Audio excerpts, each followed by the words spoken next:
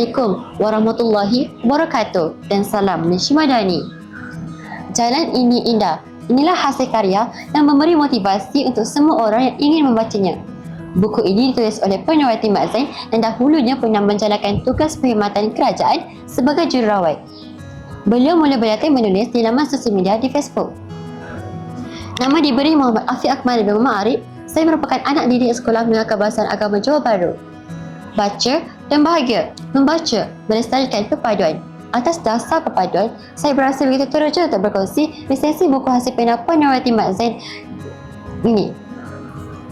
Novel yang berjudul Jalan Ini Indah merupakan novel yang bertemakan tentang emosi dan juga perasaan seseorang itu terhadap dirinya tetapi tidak tahu bagaimana untuk meluahkannya.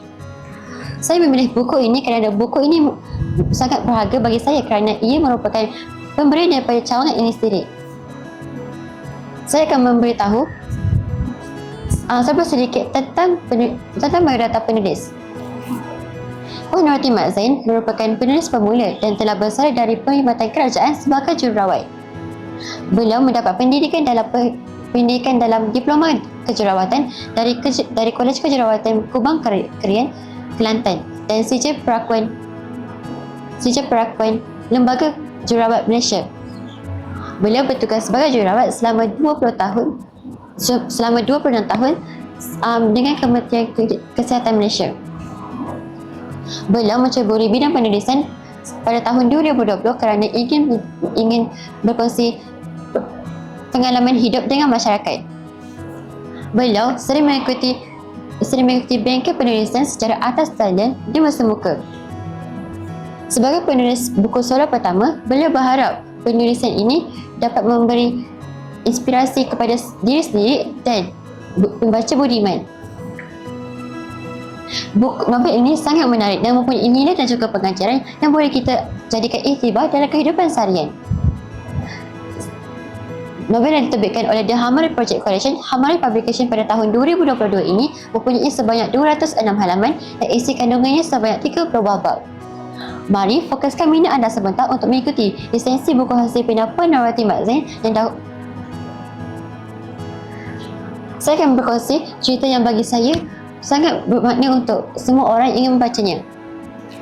Tajuknya ialah Pendosa Berangan ke Syurga. Sebaik saja Penerawati memberi salam selepas surat sunat taubat, beliau melihat sesosok tubuh yang beliau kenali.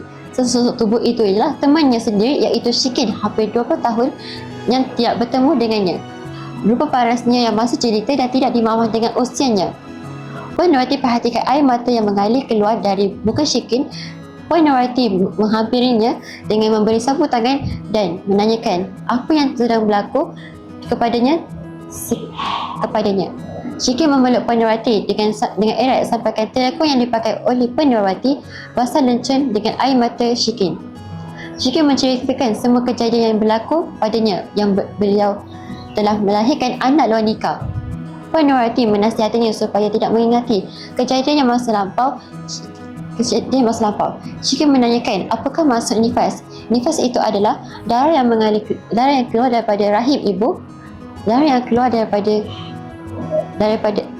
keluar semasa bayi yang baru lahir dari rahim ibu. Buku ini mempunyai unsur hiburan yang memberi motivasi kepada semua yang membaca.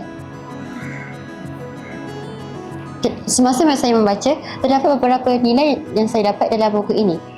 Antaranya ialah nilai kepimpinan, nilai kasih sayang, bertanggungjawab dan juga prihatin.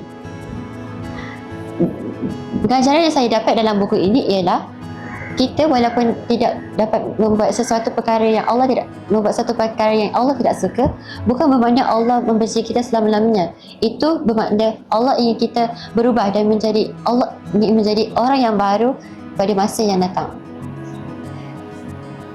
Kesimpulan daripada buku ini, kita perlulah selalu membaca buku kerana di dalam buku ini selalunya mengandungi nilai dan juga pengajaran yang kita boleh ambil iktibar. Sekian, wabillahi taufiq wal hidayah. Wassalamualaikum warahmatullahi wabarakatuh.